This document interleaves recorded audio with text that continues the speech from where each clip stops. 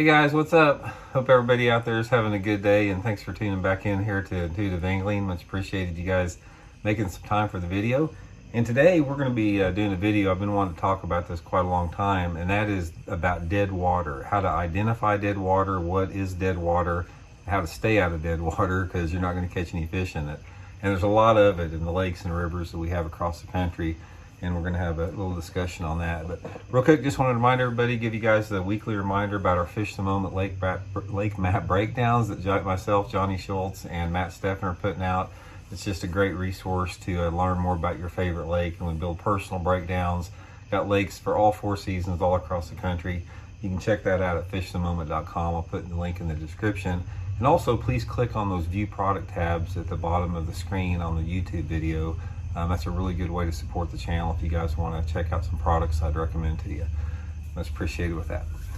Okay guys, the old saying, I think most people that bass fish have heard the saying that 90% of the bass live in 10% of the water on a lake, and that's pretty true. I mean, some lakes have more dead water than others, but that's sort of one of the things I wanted to talk about is how to stay out of that.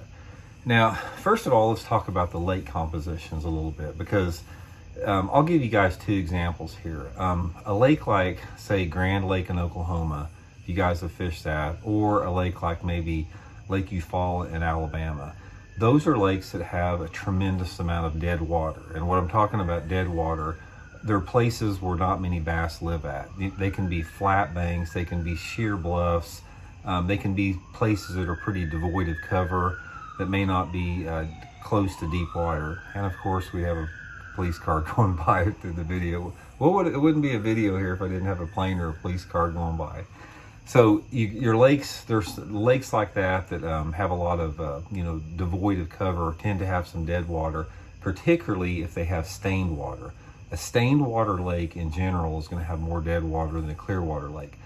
Conversely, on the other end of the spectrum, if you go to a lake like Table Rock in Missouri, Clearwater Lake, where you've got a lot of different type of rock and timber, there's very little dead water on it. A lake like Table Rock Lake, you can put your trolling motor down and you're apt to get a bite anywhere on the lake. It's like there's literally you got a shot to catch a bass about anywhere, but you don't on a lot of lakes across the country. So first, the thing that you have to recognize with that is all lakes are not created equal in the amount of dead water they have. So use that in a relative term for the lakes that you fish across the country. But what you want to look for, traditionally, the places that have dead water are dead all year long. It's not like they're just dead at certain times of the year and other times of the year they're good. They're normally dead all the time. And here's what you want to look for on dead water.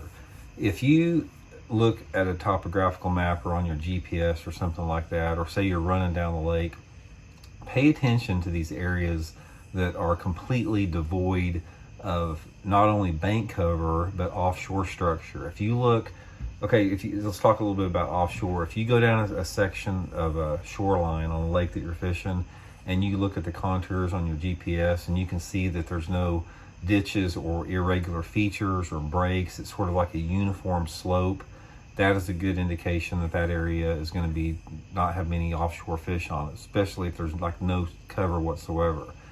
Conversely, if you're looking at the bank and you see the bank is sort of the same way, say it's a flatter bank or it could be a different angled bank that doesn't have very interesting rock composition or many transitions or docks or laydowns or cover or anything like that, those areas are going to be fairly devoid of fish as well.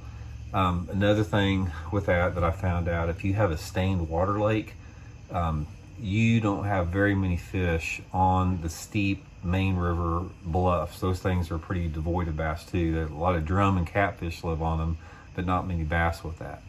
So there's 2 schools of thinking when you want to identify dead water. One is the visual targets or the lack of the visual targets, and the second is the lack of any offshore structure in those particular areas. With the technology we have with GPS now, it's really easy to identify that.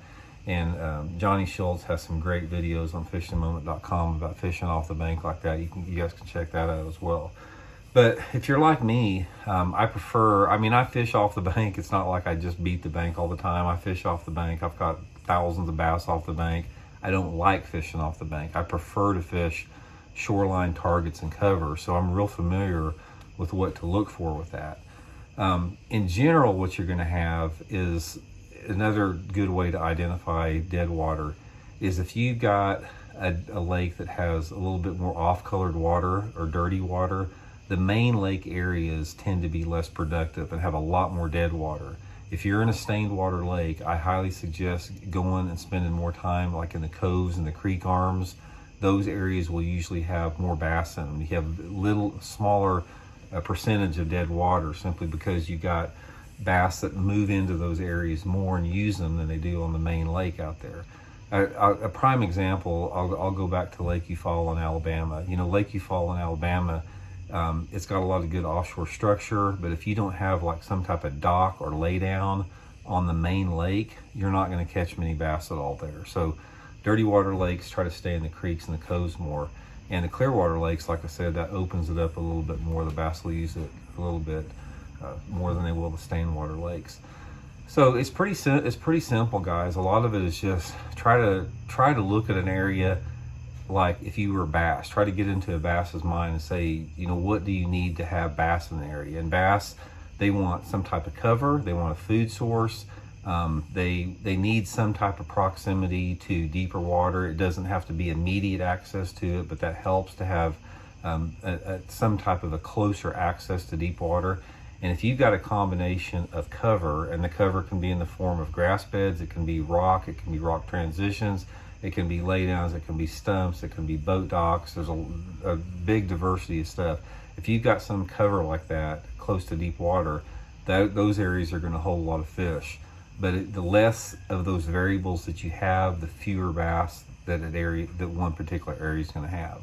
So that's sort of just a general foundation. There's a lot of subset information that I could go into with that, but I just sort of wanted to give you guys sort of a starting point if you get out on the lake and are struggling finding a lot of dead water. And like I said, another good way if your favorite lake, man, check out those Fish of the Moment lake map breakdowns. We give 40 GPS waypoints, gives you some great starting points on both shallow and offshore structures. And once you get into an area and you catch a few fish on it, then you can duplicate those patterns. You know what to look for and you know what to stay away from more. So hope that helps you guys catch a few more, and we'll talk later. See you.